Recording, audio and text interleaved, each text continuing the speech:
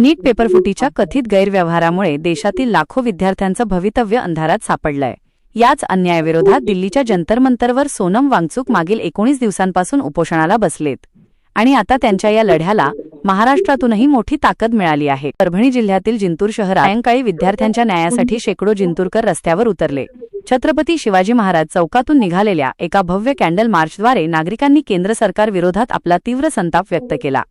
त्यांच्या भवितव्याशी खेळ खपवून मुख्य मार्गावरून निघालेला हा शांततापूर्ण मार्च डॉक्टर बाबासाहेब आंबेडकर आणि अण्णाभाऊ साठे चौकात पोहोचला। सरकारने विद्यार्थ्यांच्या मानसिक तणावाचा विचार करावा आणि शिक्षण व्यवस्थेवरचा ढासळलेला विश्वास परत मिळवून द्यावा, अशी आक्रमक मागणी यावेळी आंदोलकांनी केली। सहभागी नेते इस्माईल पैलवान, केशव बुधवंत, अरविंद कटारे इत्यादींचे चेहरे, काँग्रेस, शिवसेना, उद्धव बाळासाहेब ठाकरे पक्षाचे पदाधिकारी, सामाजिक कार्यकर्ते आणि पालक मोठ्या संख्येने एकत्र आले होते। जिंतूर पोलिसांनीही यावेळी चोख बंदोबस्त ठेवला होता। आता प्रश्न उरतो, लाखो विद्यार्थ्यांच्या या आक्रोशानंतर तरी सरकार दोषींवर कठोर कारवाई करणार का, की विद्यार्थ्यांचं भविष्य असंच टांगणीला राहणार? या गंभीर प्रकरणावर तुम्हाला काय वाटतं? कमेंट करून नक्की सांगा। ताज्या अपडेट्ससाठी चॅनलला सबस्क्राइब करा। दिल्लीतील जंतर मंतर मैदानावर सोनम वांगचुक हे नीट परीक्षेमध्ये जे काही गलथन कारभार झालेला आहे, जे काही पेपर फुटलेले आहेत, त्यामध्ये महाराष्ट्रातील नव्हे तर भारतातील लाखो विद्यार्थ्यांचं आयुष्य, करिअर उद्ध्वस्त झालेलं आहे। आणि या पेपर फुटीमुळे 22 विद्यार्थ्यांनी आपला जीवन प्रवास संपवलेला आहे।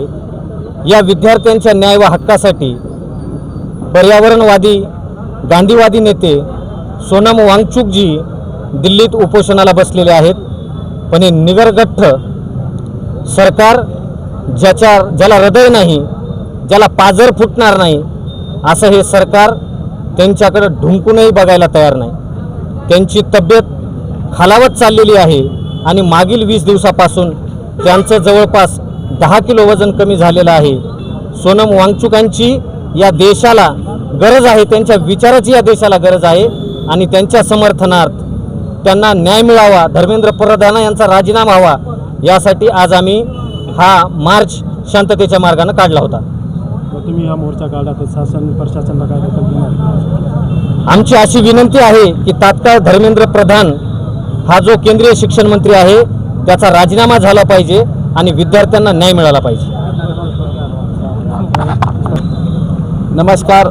आज इथं जमलेल्या तमाम माझ्या सहकारी मित्रांचं मी अगोदर धन्यवाद करतो की त्यांनी आमच्या या छोट्याशा उपक्रमाला, जे एक चांगल्या देशप्रेमीला वाचवण्याचा आम्ही जे उपक्रम केले सुरुवात, त्यांना लोकांनी आम्ही जे साथ दिले त्यांचं मी अगोदर धन्यवाद करतो।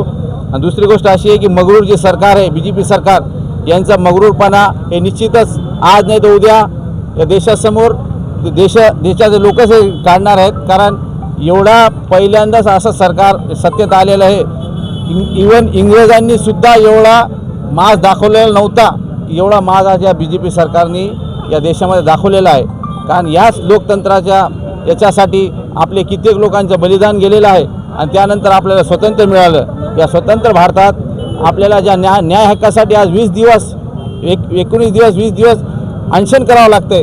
याचा अर्थ काय आहे की हे जे सरकार आहे हे जुलमी सरकार आहे आणि अशा सरकारला धडा शिकवल्याशिवाय आम्ही राहणार नाही।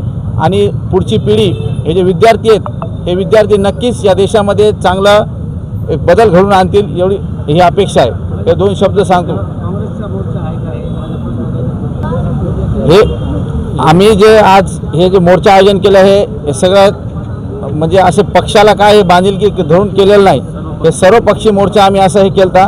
पण जे पुरोगामी मोर्चा आहे, थोडक्यात हे मोर्चा पुरोगामी आहे आणि सोनम वांगचुक सारखे जे लढवई आहेत त्यांना जिवंत ठेवण्यासाठी आमचा हा मोर्चा होता।